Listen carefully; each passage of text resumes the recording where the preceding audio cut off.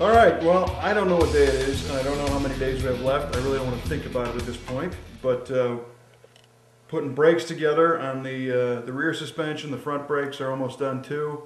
Got to route some e-brake cables and stuff. This is a Speedway Engineering Track 9-inch rear axle, a center section built by Ryan's Rear Ends out in California.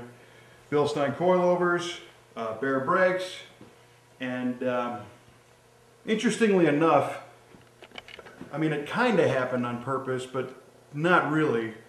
We left the hardware natural, so it's kind of a gold tone, all this grade 8 stuff. And with the muted silver and the gray chassis, I think it actually looks pretty good. Now, if I were Steve Strope, I'd have a big long story about how the theme played together and how this, you know, referenced some guy that ran somewhere else at some point, but I'm not going to go that far. I'm just going to say it's hardware store stuff, and it worked. But speaking of hardware, there is one thing that I would like to say. I'm going to climb up on my soapbox, and that is, if you watching this happen to be an aftermarket parts retailer or manufacturer, as an enthusiast and a do-it-yourselfer, I have one request, and I know some people might agree with me. Please include all the hardware. And not even all the hardware, include extra hardware. There's a few companies that do a really good job of this, because here's the reason. And I'm not pointing any fingers at any of these companies that I played with tonight, don't get me wrong. I was just looking for some stuff earlier, but look at the time right now. Go ahead, look at the clock. Okay. Watch the lift. All right.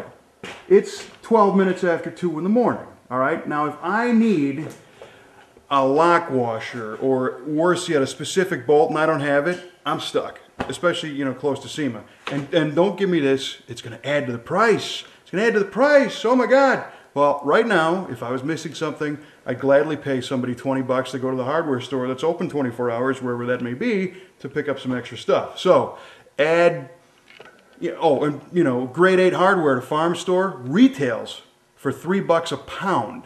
So it can't be that expensive to buy, and that's good grade 8 stuff.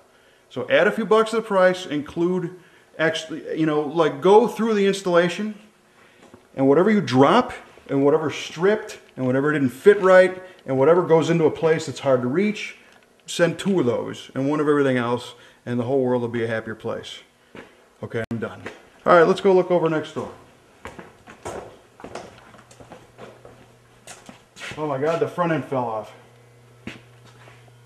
I guess some sanding's gonna happen. The vintage air stuff goes through here. The smooth firewall deal, we wanted a smooth firewall, but we didn't want a mirror-like, you know, finish.